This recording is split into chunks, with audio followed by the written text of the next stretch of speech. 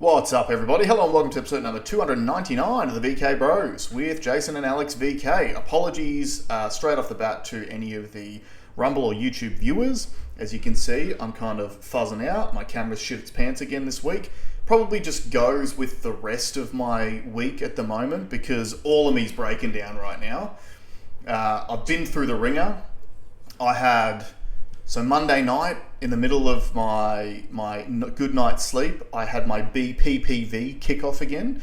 Long-term viewers of the show may remember about 5 years ago, I got a thing called a benign paroxysmal positional vertigo, which is essentially you've got these little calcium crystals inside your ear, and sometimes they can dislodge and go into your ear canal fluid, and as it moves around, it sends conflicting signals to your brain and gives you ridiculous vertigo. Fortunately, because I've had it before, I knew what to do. So the next day I woke up in the morning and I did a thing called the Epley maneuver, which is a series of movements designed to try to bring that crystal out. I ended up having to do it twice. Feel a lot better, but it's still a little bit fuzzy in the head. At the same time, I'm an old man. I've got plantar fasciitis, debilitating plantar fasciitis. And then I played basketball last night. Was absolute dog shit at ball for obvious reasons. We lost by 20. I did hit a 3-pointer though. I did hit a 3. Yeah, he did show me that one clip. Yep. It's the only clip of the game that's worth showing. There was a guy on the opposition who doesn't look like he should be good at basketball, and he hit 8 3-pointers. Even with a hand in his face, there was just nothing we could do about it. And then I woke up this morning and my foot's fucked and head's still fuzzy, and now my camera's fuzzy, and it's just the way that it goes sometimes, guys. But we just got to keep on keeping on. How are you going this week, Al? On the other hand, I had a good auction on Wednesday. Nice. For me personally. Being selective with the vehicles had paid off. Thursday, the gym put on a big golf day, a big golf comp, and I played really, really well. And somehow our team came last, which I think is down to the way it was scored more than anything else. So a little bit of controversy there. A bet has since been made with one of the trainers, a head-to-head, because he was very happy to tell me that he'd beat me on points, and there's just no way on earth he is better than me. So there seems to be a lot of controversy around point scoring with activities related to your gym. Well, yes, anytime it's up to someone to score, you open up for corruption. Now, the guy that was the pro player in our thing did rock up late, maybe didn't know the rules completely. It was a Texas Stableford was the type of game that we were playing. But I had a good time. I had heaps of beers. It's always a great day out on the golf course. Then went training this morning. Very opposite to you. My body's feeling very good. Although I do feel like the young trainer who I think he's already tried to sabotage me, because in my last set on the bench, and he was spotting me because it was quite a large weight that I was doing.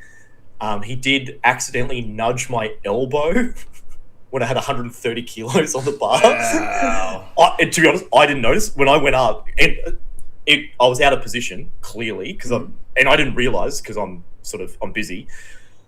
And I ended up like pushing it up in stages, and I got it to the top. And then he goes, "Dude, I'm so sorry." I'm like, "What do you mean?" He goes, "I hit you."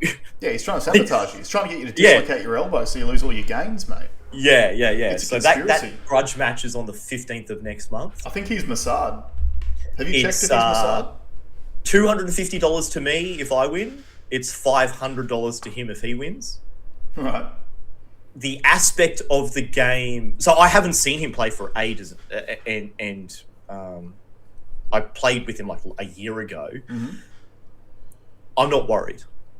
And the aspect of the game that he doesn't know that I have... he knows that I have it, but he's never really been on the receiving end of it, is I will bury like a little worm into his brain. Yeah, emotional damage. Yes, and he will never be the same again. So I'm looking forward to that. Well, I guess the key question really is, who is keeping score? We have so the guy that owns the gym will be with us because we're going to a private course, and we have to go with him. Mm-hmm. So he will be keeping the score. Is that the same? You know me. Is that the same gym owner that changed the scoring criteria on the conditioning No, he was the one that took a very centered and measured approach to protect his staff members. Yeah, what a fag. What? So I'm Putting capitalism above doing what's right. Yeah. I want to start today's news topic. So this is a story I've been following for maybe 6 months, but it seems to be blowing up now because the problem seems to be getting worse. Before we get into it, I also just want to say we're going to talk about two main stories today. The one Alex is about to launch into, and the one after it is going to be one about the Trump administration has just announced charges against an organization called the Southern Poverty Law Center. This is a story that needs lots and lots of attention because this is welcome to how the world works. Yes. How the world really works. So we'll get into that later. But yeah, kick off with this one, man. So anyone that knows me knows that I'm a big alien guy.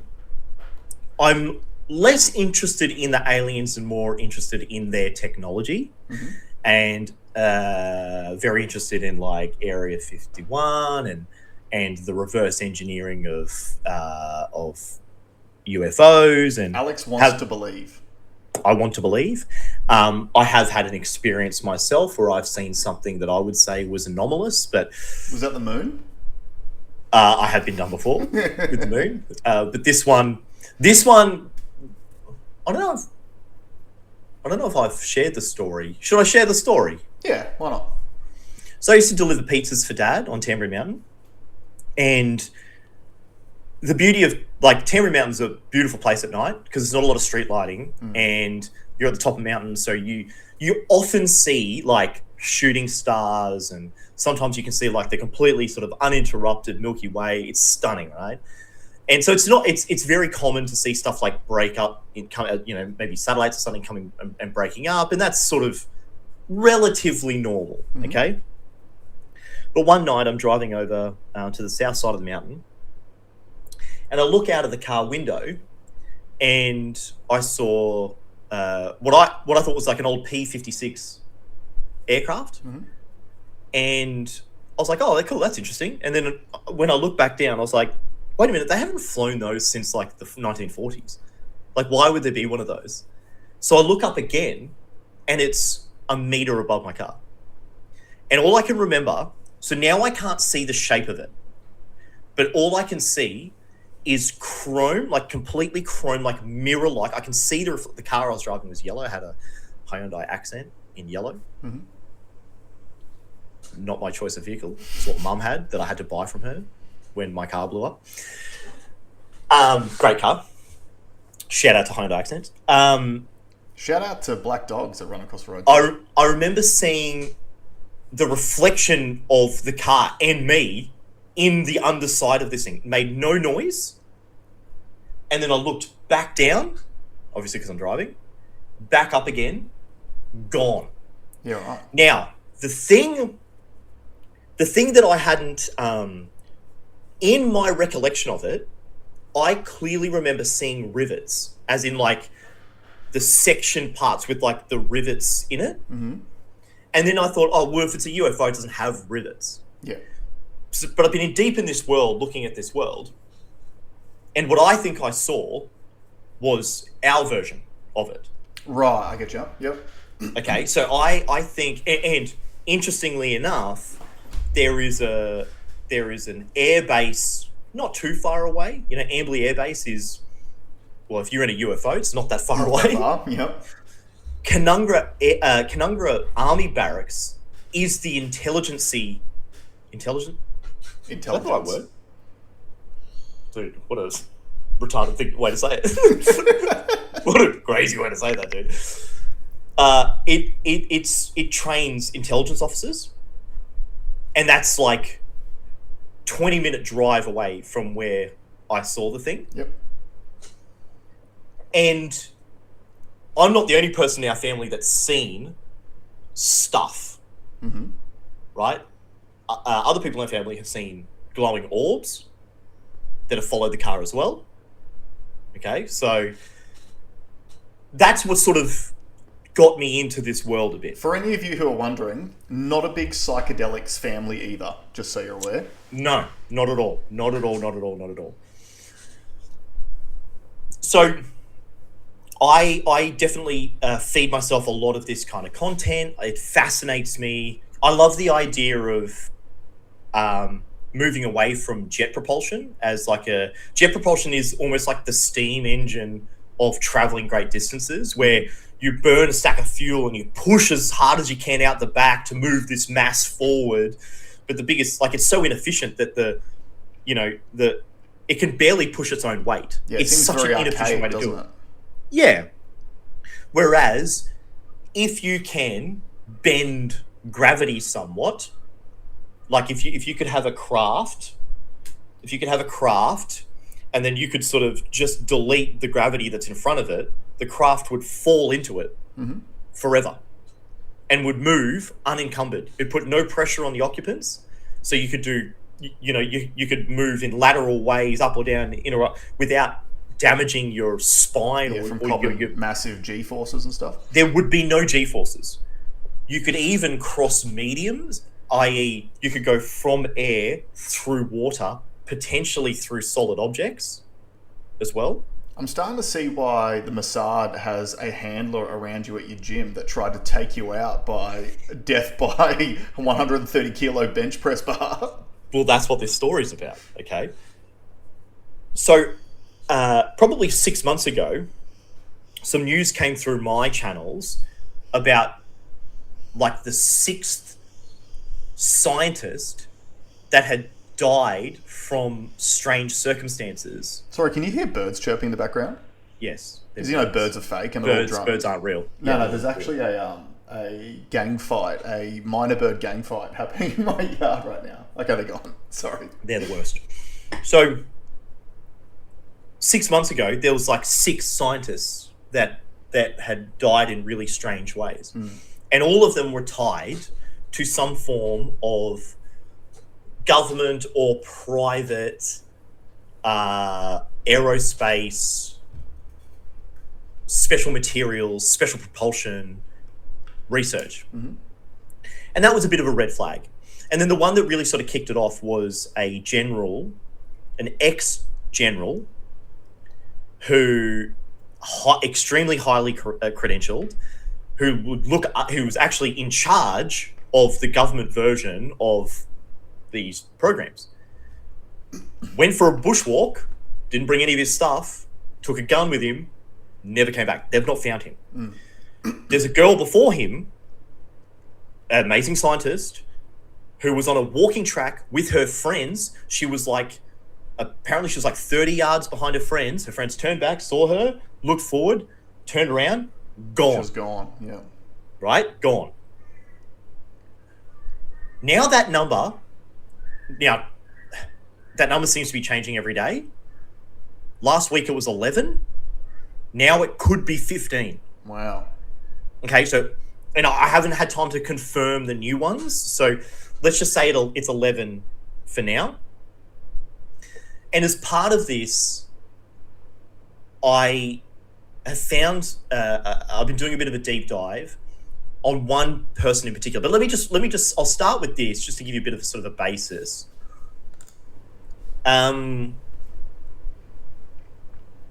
James Comer, chairman of the Oversight Committee, 11 scientists with classified access are missing or dead. Since March 20, we've been warning about the strangeness of these deaths / disappearances, and many people just dismiss it as mere coincidence, calling those of us who report on these things as exaggerators.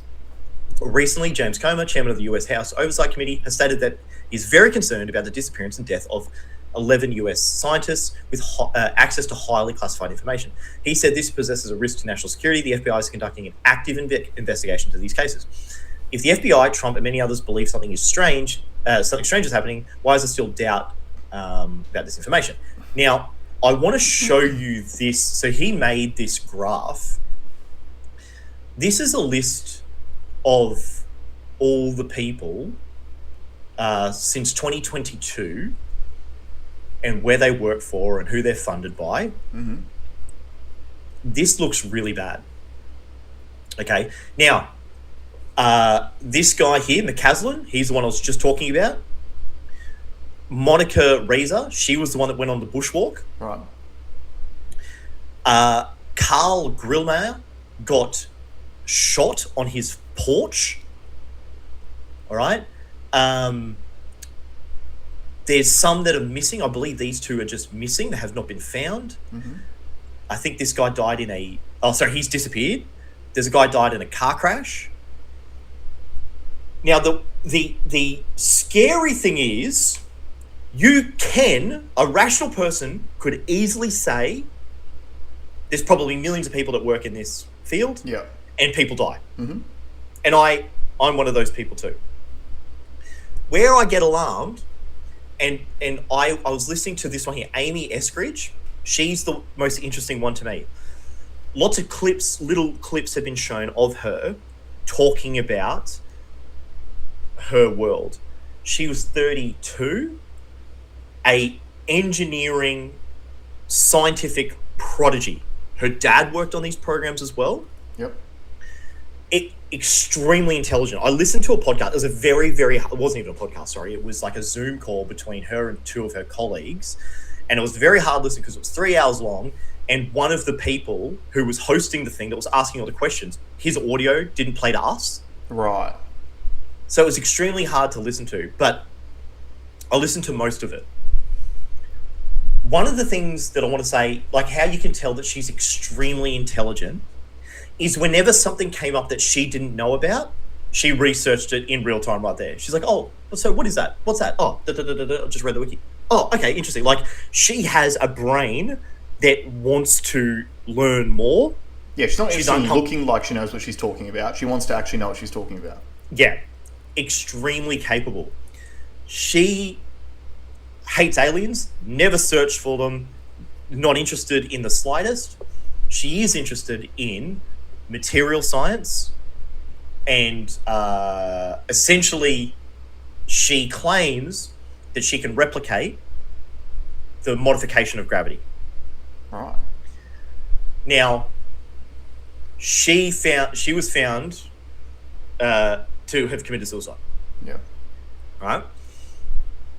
She said on her show, or she said on this thing, just so everyone knows, I'm very happy. I won't do that. Yeah. But she also said that 3 years ago, they told me, she said this in 2022. 3 years ago, they told me, if you keep doing this, you're gone. Her house has been broken into multiple times, and they haven't stolen anything. They're just trying to fuck with her. Right. She's had this is a pretty confronting video where she thinks they were using a directed energy weapon on her, and she had on the tops of her hands were burnt. So just like you could literally see a line across there, mm-hmm. and from like her wrist up was bright red. She said, this machine that I use is not connected to the internet because it's got all the information on it. But I can tell, I barricaded the window and the door, and which seems to have stopped this burn from happening. And she goes, what I think they're doing is following my keystrokes. Right. So it seemed to be directed at her keyboard. Wow, okay. Right? Yeah. I know this stuff sounds crazy. But what I want to sort of mention is why... Oh, okay, let me ask a normie. You're a normie. Why are these people... how could these people be perceived as dangerous? Well, before I answer that question, I just want to provide a little bit of additional evidence to this being something that happens. So essentially what you're saying is a whole bunch of scientists with classified knowledge of classified information about probably cutting edge technology are now either missing or dead. We've covered on the show in the past, the US government has a thing called the Invention Secrecy Act of 1951.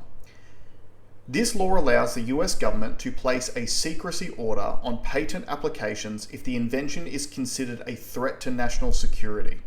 When that happens, the patent can't be publicly disclosed, the inventor is restricted from sharing or commercializing it. In some cases, the government can use the invention without public acknowledgement, and the inventor may receive compensation, but it's often limited. So they literally brought this in obviously 1951, and a lot of people have spoken about like the technology that they normally Hold on, why is 1951? Why is that interesting? Because it's post World War II. Yeah, and what happened in World War II? Operation Paperclip, where the US government took a lot of the high-ranking Nazi scientists to America, and they created NASA. But also the other big event, what ended World War II? Oh, the atomic bomb. Atomic bomb, yeah, Hiroshima. Okay, so the atomic bomb was part of the Manhattan Project, essentially an unlimited checkbook from the US government to a group of scientists to unlock the power of the atom. Yep. Okay. The Department of Energy, and if you think back, so that's now turned into the Department of Energy. Mm-hmm. Think back to when we first started. We talked about COVID times. Yep. Who was the first department that came out and said that this was done in Wuhan? It was the Department of Energy, wasn't it? It was the Department of Energy. Yep. And I remember thinking in the moment too, like, why? Like, I'm thinking of it like in the Australian context. Oh, why does AGL care? Yeah. Right? But it's not. The Department of Energy is advanced science. Yeah. All right? So... But it's also, and this will go into the story that we're going to be talking about later, it's also one of those... It's been deliberately named something like that to make it seem like a harmless thing. Yeah. Now, Jason's right. Operation Paperclip said that they grabbed all these people, including Nazi scientists, to bring them back to America to get their whatever secrets they had. They were based where that suicided scientist was based. Right. They were all based in the same place. Everything in space, gravity manipulation, originated in this one place in America that no one really talks about it. Yep. I think it's Kansas or something.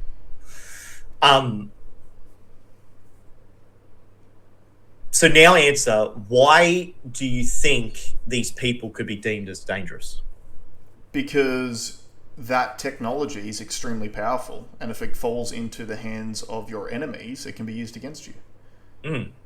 Totally. Now, why is it dangerous?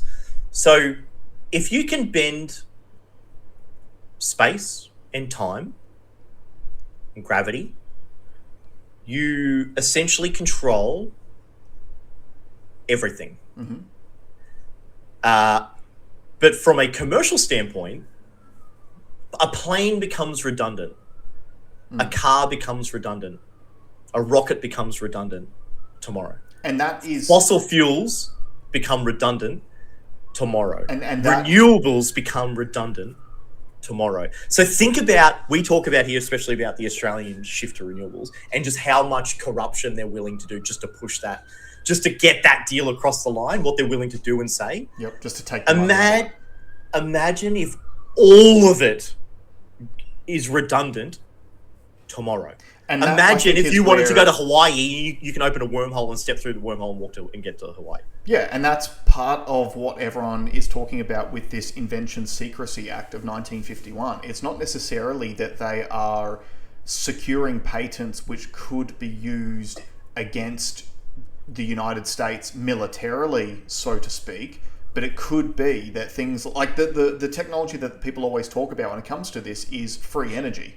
And the fact that free energy has been something which has been invented and probably available for 100 years now. But like you just named, a whole bunch of gigantic industries which would fall over tomorrow if free energy was ever made available for people. It would create absolute abundance for humankind. Yeah. The entire power structure of the world would unpick itself. But it also removes the scarcity model that these giant resource corporations have used to essentially control the world forever. Totally. I do have just this is a great channel. Anyone who loves this space should follow Jesse Michaels. I'll just play the opening to this. Yep. Random. What do you call it when a retired Air Force general one who once ran the most notorious lab in UFO history, vanishes from his house in broad daylight. The general was involved with the Pentagon's most advanced aerospace research. When the NASA material scientist behind a breakthrough rocket engine alloy disappears 30 feet from her friend on a hike. She was right behind them, 30 feet behind them, and then she disappeared. When one of MIT's top plasma physicists is gunned down outside his own front door. This many top scientists getting killed or going missing in just under a year looks like a major red flag. Who were the first people the Israelis killed in Iran when they went in? The first thing you do is kill your scientists. It's the kind of thing that sounds like the Chinese science fiction book, The Three-Body Problem. A world where scientists don't just make discoveries, but become the front line of a war they don't even know they're in. A world where the future rests on some of the most important minds on Earth, and those minds start disappearing. Except here, the names and the people behind them are real. CS went missing after taking lunch to her teenage daughter at a cafe in Taos Plaza. Some of them were very important people, and we're going to look at it over the next What we're looking at might not just be geopolitics in the dark or pressure coming from nation states, but from an unseen force shaping our timeline from somewhere above it, and a hidden struggle over who gets to control humanity's next leap. Or maybe none of these cases are connected. It's really sensitive stuff, and I'm not a big believer in coincidences. So tonight we're following the trail through missing. So another interesting note, Jason mentioned that it was thought that we found sort of unlocked free energy. Nikola Tesla was probably the first guy. There's another guy, Thomas Townsend Brown, who is probably Jesse Michael's favorite person to talk about. He probably did it too. In the 1950s, there was like a big push about like zero grav machines. Like people think that they had it, and then everyone just shut up about it. Interesting side note, and I know we've mentioned on here before, but it needs to be said again, just to remind people how connected the world is. When Nikola Tesla died, and his estate was getting, and his laboratory was being essentially cleaned out. Do you know who was in charge of cleaning it out? Oh, I can't remember the name, but yeah. Donald Trump's uncle. Yeah. Who was an MIT professor. So, and now you've got Trump talking about these, it's now reached, this story has reached the president of the United States. To me, it's still suspicious. It could be. I've definitely allocated some space in my brain to say that it could all be a coincidence. Mm-hmm.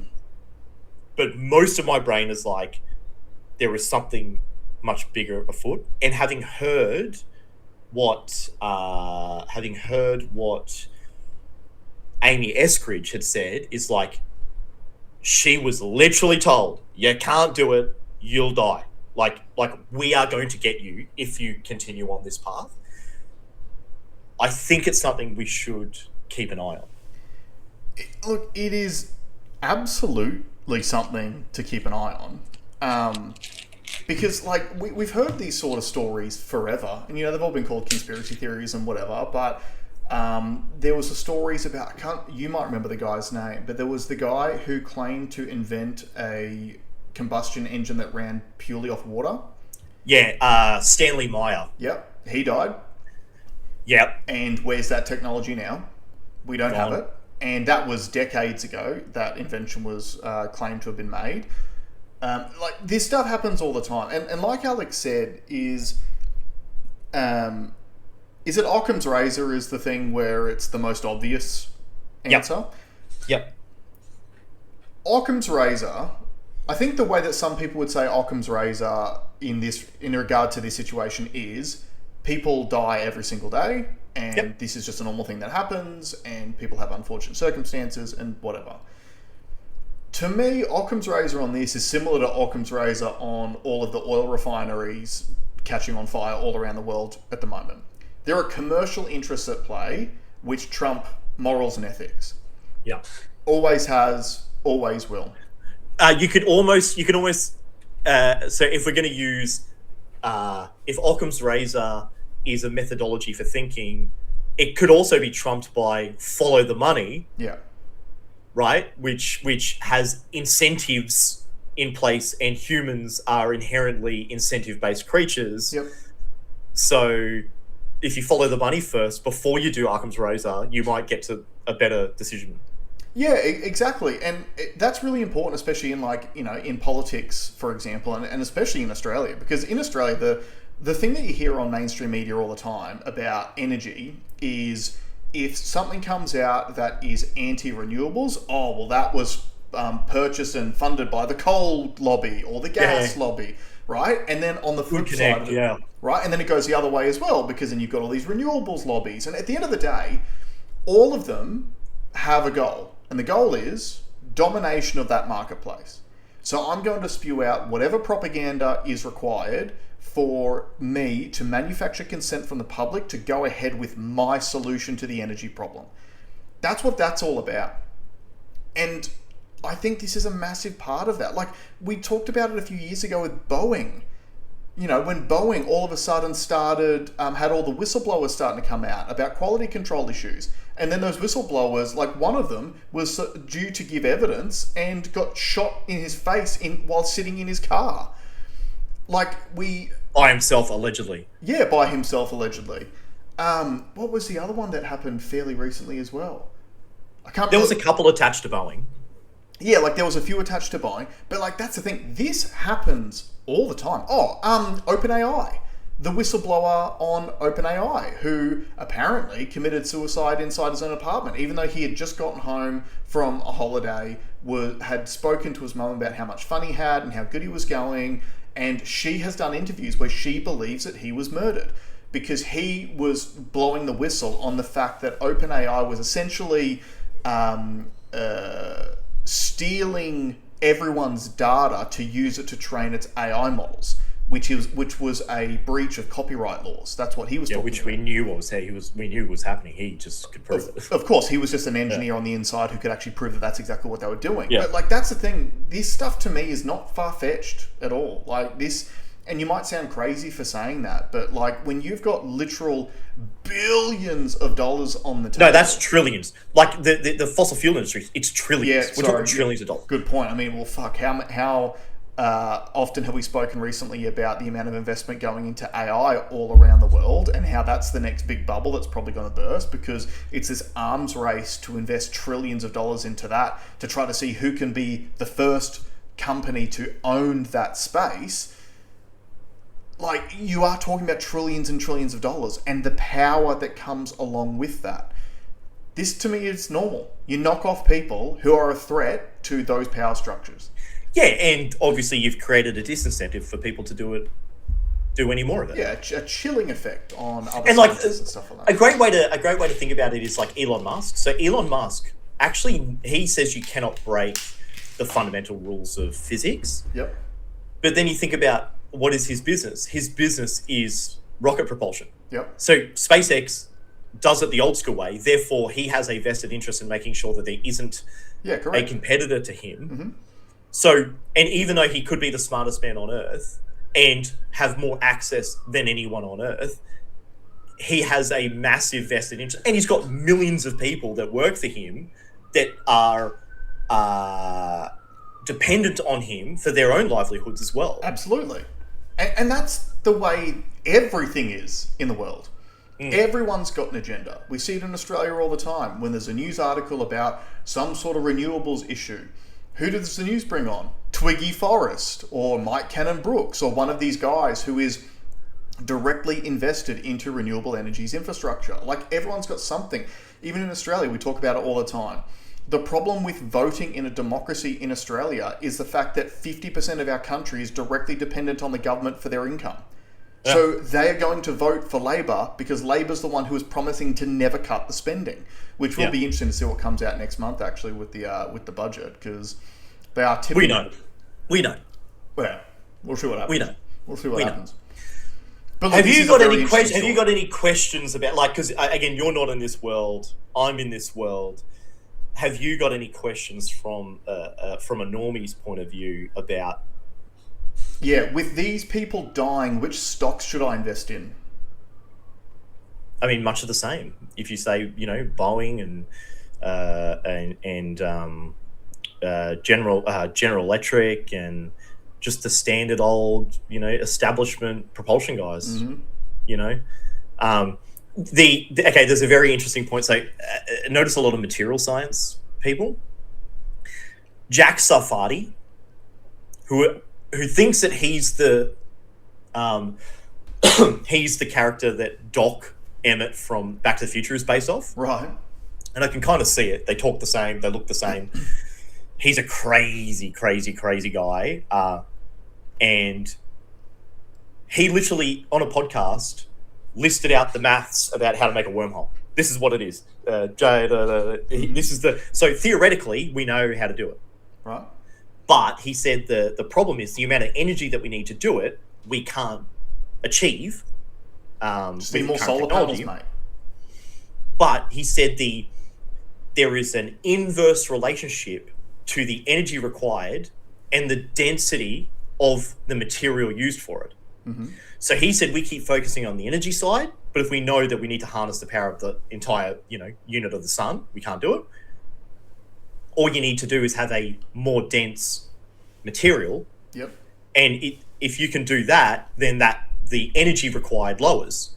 So now you got all these material science people that are being whacked. Yeah, interesting. And then if you also think too, like, material science is great for rocket people.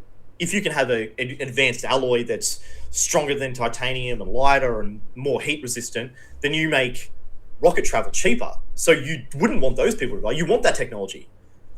But what if it's so good that it could be used to open wormholes?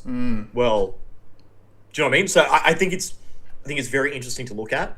And this is something that Eric Weinstein talks about all the time, and this probably plays more into that Occam's razor version of the real reason for all of these events is people protecting commercial interests. But Eric Weinstein talks about all the time the fact that theoretical physics has essentially made 0 new discoveries in 40 years because of string theory. And string theory is the prevailing wisdom inside university and college-based physics departments, but string theory has really generated nothing for 40 years.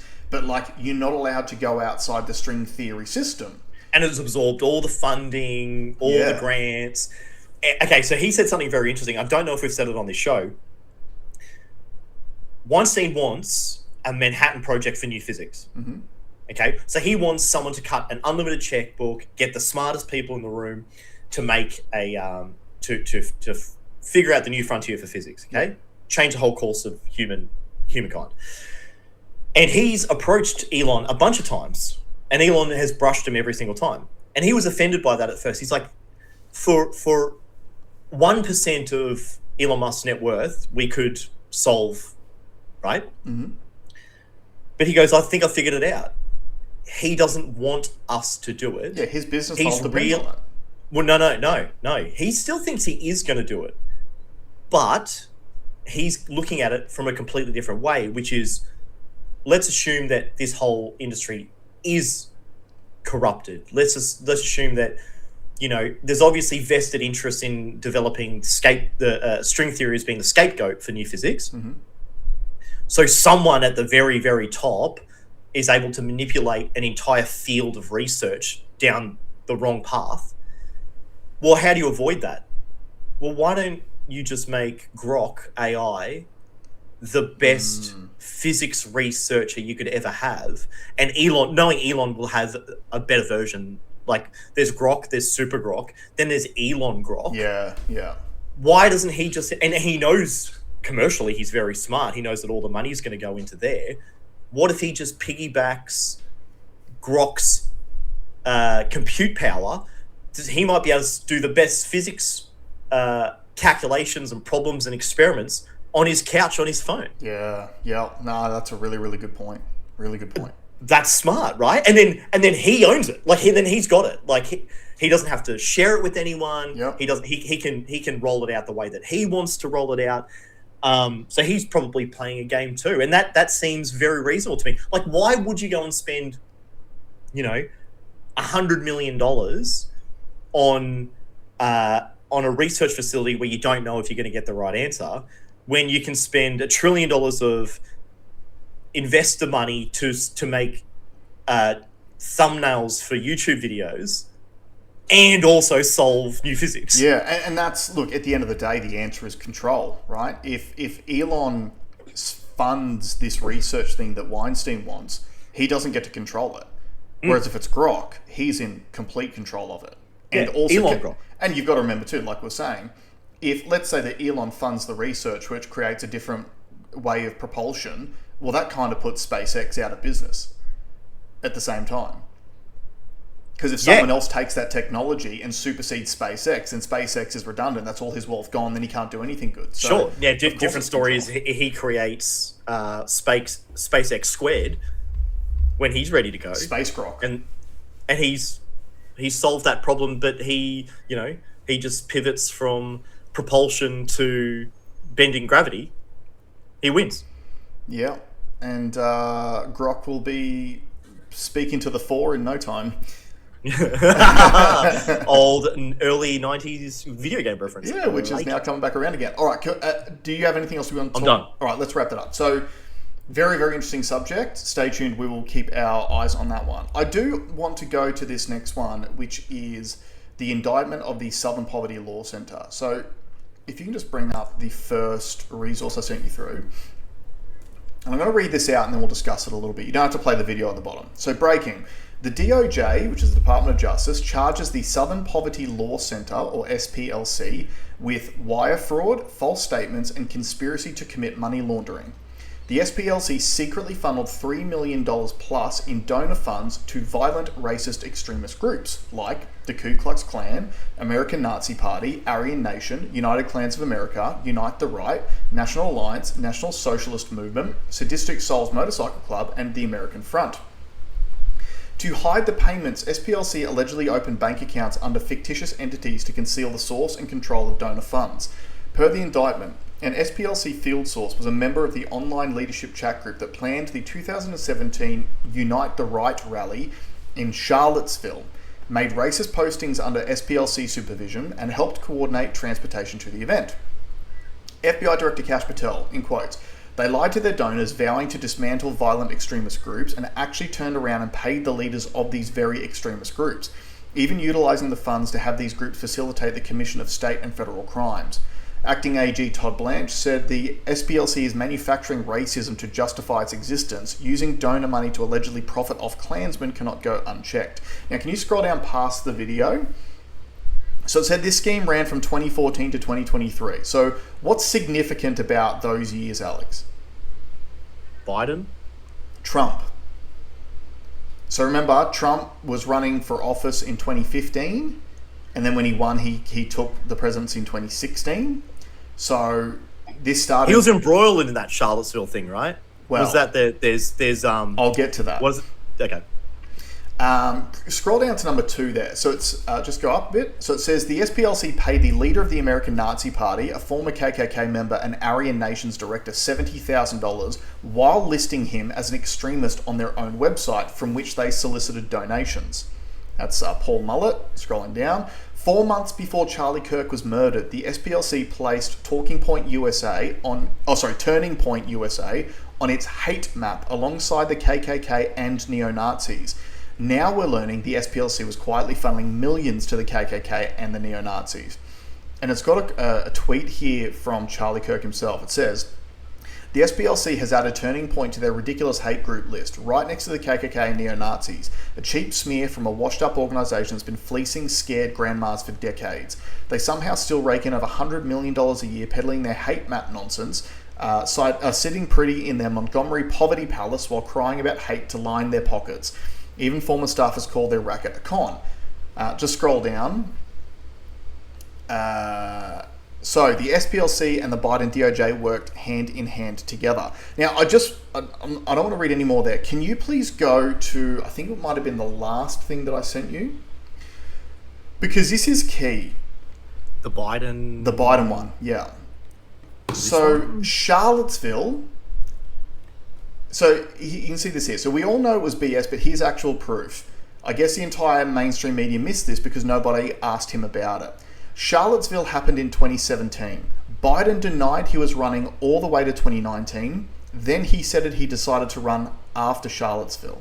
So play it? Yeah, just play the clip. I have no intention now. I've done nothing at all to put together any kind of operation to run. And as I said, as most of you guys know, no one ever doubts I mean what I say. The problem is I sometimes say all that I mean. And so that was December 2017. If I were offered the nomination by the Lord Almighty right now today, I would say no, because we're not ready. The family's not ready to do this. I'm not decided to run or not run. My focus is, for real, electing a Democratic Congress. And if the Lord Almighty came down and said, Joe, the nomination is yours right now, you got to accept it right now, I'd say no. I don't want to take people's time, effort, and commitment without there being a clear shot that I could be the nominee. No. So this is February 2019. He's saying I'm not this? there yet. I don't want to mislead you. I'm being more straightforward. Yeah. Look, no one's ever doubted I mean what I say. The problem is I sometimes say all that I mean.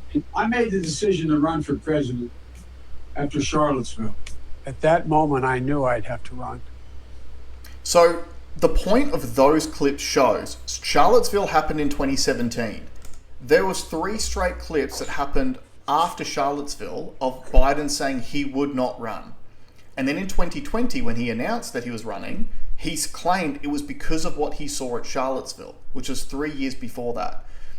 The point being this: Charlottesville was set up and facilitated by the Southern Poverty Law Center.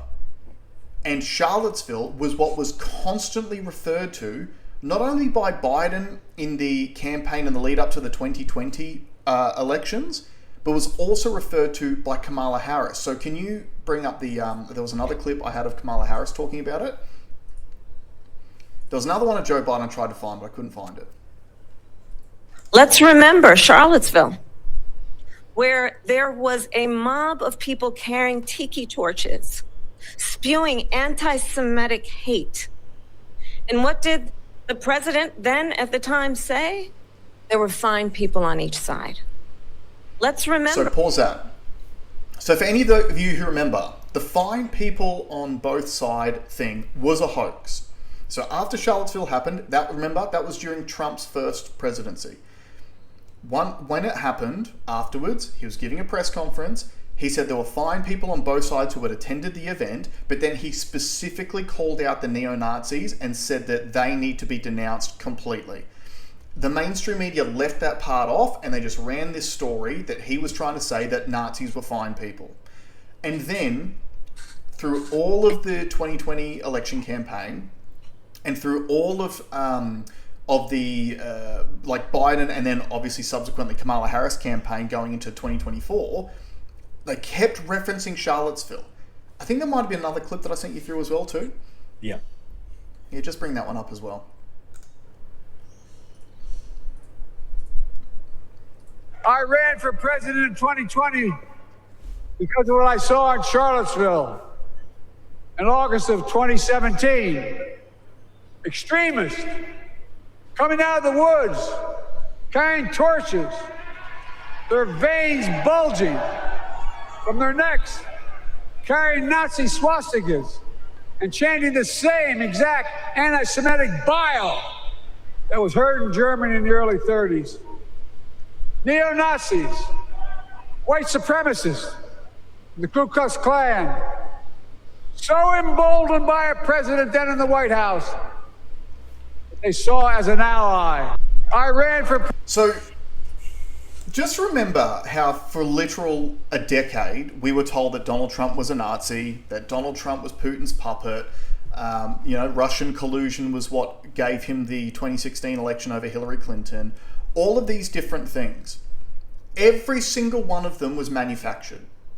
And the reason why this SPLC story is so interesting is because this is just one of thousands of these organizations all around the world who get government funding plus donor funding to do a certain thing which is written on the box, and then they go and do the exact opposite for political and financial benefit.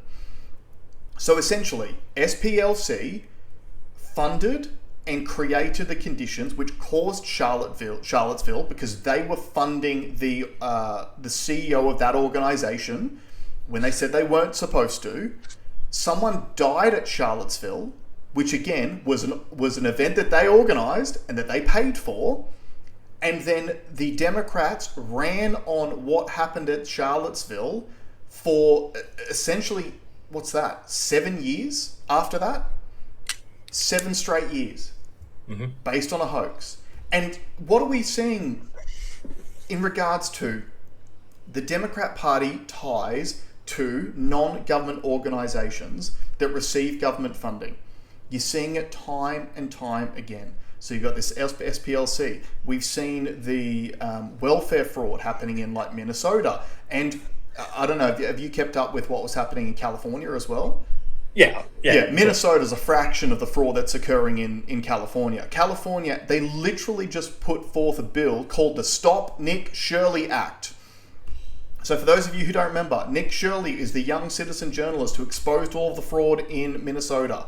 The welfare fraud of the Early Leering Center is, if you want to look it up. He then went to California, was trying to expose fraud there. Instead of Gavin Newsom investigating the fraud, he has put forth the Stop Nick Shirley Act, was essentially trying to make it a crime to investigate and report on fraud. Yeah. Punishable by prison terms and $10,000 fines. Like, this is the racket, guys. So then bring it back to the Australian lens, because the exact same thing is happening here right now. The NDIS is getting defrauded every single day. The people who defraud the NDIS are Labor voters, and they will always be Labor voters, because that is where all of their bread and butter comes from, right? Labor is not incentivized to stop the fraud because they're literally paying for their own re-election campaigns. We saw it with the unions, the CFMEU, exactly the same thing. The government, Labor governments, propose big build projects. They get handed to the CFMEU. They tell the public it's going to cost $2 billion. The cost blows out to $22 billion that the CFMEU is using to pay strippers on job sites and essentially set up drug hubs where they're buying and selling drugs. Like, they all know about this stuff. This is how the world works. Yeah, so I've just written down some notes so I didn't forget them. 2 threads that I want to pull on. One is, have you heard about when the British tried to eradicate snakes out of India? Out of India? Yeah, I think it was India. So there was a real problem with, I think they were cobras. And the British didn't like having all these snakes around. Mm-hmm. So they incentivized snake collection by paying per snake. So if you can go and catch snakes. I've heard this story, yep. Bring snakes to your local council office and I'll pay you for them. So what did that do? They started breeding snakes. You start breeding snakes, right? Because you've just incentivized the wrong thing. Correct. Now, from a first principles thought, this SPLC or whatever this company is called has funded the problem at which they are supposed to be the solution, therefore cementing themselves within that framework forever. Correct. Which is what we say every government department does too. Yep. You now financially incentivize its existence and its future by making sure you never fix the problem. Now it looks like that whole department was a political weapon as well against Donald Trump. Mm-hmm. The other thread I wanted to pull is I wonder if there is an Australian equivalent around the Jew van hoax. There, of course there is. There has to be. Can you explain to the lovely punters the exploding Jew van hoax? Exploding Jew van hoax. Yeah, well, for long-time listeners, you'll remember in, I believe it was February last year, there was... Well, actually, sorry, in the lead up to it, like December, January, we had this spate of anti-Semitic attacks. And by attacks, I mean swastikas being drawn on the side of synagogues backwards, funnily enough. A lot of anti-Jew things being spray painted everywhere. I think some synagogues had like bricks thrown through them. I think one caught on fire at one point, which for some reason the taxpayer had to foot the bill for because they were underinsured. Is that not the most Jewish thing ever? Underinsuring the synagogue. Yeah. And it all culminated in the great Jewish exploding van hoax of February 2025, which was a van that was found in, I think it was Bowral in New South Wales, which was apparently full of explosives and also it had a note in it of the addresses of a series of prominent Jewish people in the area. As if what they were going to do was drive from house to house, blowing the van up. Yeah, it's so right? crazy. And when we read that, as soon as we read that, we said it on this show, we knew that's crazy talk. Now, key points to that story, though. There are two key points. Number one, that was used as the justification for the Min's government to bring in the anti-Semitism and hate speech laws that were approved and voted in within a week's time of this story being reported. But the second part, which is the most key part, is that the Australian Federal Police, they knew about this van 3 weeks before it was reported. And they thought it was a hoax. And they knew about that, but it still got reported as fact because the hoax itself was about manufacturing consent from the community to write new hate speech laws, which are now being weaponized against everyone. Crispin's even said, I can't, imagine what I'd do if I repealed that law. Imagine what that says to our community. What message that sends to the Jewish community. Yeah. Yeah, it sends the message, we don't negotiate with terrorists. You cannot trick and hoax us into getting special protections under the law. That's the message it should send. But this is a very interesting story. I'm kind of glad... I'm trying to think back. Did Biden ever investigate, outside of Donald Trump himself personally, which they absolutely did, did they attack any groups? No. They just fund them all. Yeah. Isn't that interesting? And again, don't forget too, this is not just welfare fraud or these non-government organisation fraud. You had the Russia-Ukraine war. You had the whole FTX saga where America was sending billions to Ukraine that was then being funneled back via FTX through to Democrat politicians and through donations. Like, this is the way... And this is why the lesson is, your money is really important to you, okay? Yeah. And this is why I get so frustrated when we keep talking about the tax thing, and I'll keep banging on about it. We keep talking about these people should pay more tax and those people should pay more tax. This is what it's being used for, man. It's been weaponized, and often it's against you. It's to build manufacturing consent, like Jason said, to pull all sorts of crazy shit. And to enrich politicians and their friends. Like one of the original stories of this nature that we covered on the show was the I Cook Foods story. Yeah. This was the exact same thing. I Cook Foods was a long-running, very well successful, very well respected business in Victoria, which created food that was sold to aged care homes, and it was a very specific form of food that old people who have difficulties chewing could eat and could consume. And Dan Andrews, what was the chief health officer's name again? The sex symbol. What was that fucking loser's name? I can't remember. It'll come to me. Brett Sutton. So Dan Andrews, Brett Sutton, and Anthony Albanese had started a business it'd be 12 years ago now, called Community Chef, which was a rival business to I Cook Foods. And then you had Sludgate happen, right? An inspector gets sent out to an iCook Foods facility where they produce the food. They apparently found a skull, which is not native to the area whatsoever. Brett Sutton used that to immediately shut down iCook Foods, pending an investigation. And while iCook Foods was shut down, Community Chef went and poached all of the client base from iCook Foods, citing the Sludgate investigation, and destroyed that business overnight. And gave itself, what is it? Essential business status. Essential business status. Yeah, so essentially what they were doing was, if you got rid of iCook Foods, Community Chef would have become an essential business, which means unlimited government funding forever, because they're an essential business. And that is 3 high-level Labour politicians who pulled that caper off over the last decade. This stuff happens everywhere all the time. So I need people to understand, especially to left-leaning people who just want to help people. Yeah. Every single time the government comes to you and says, we're doing this to help the downtrodden, they're not. They're doing it to enrich themselves with your money. My world, this is the thing that I want people to understand.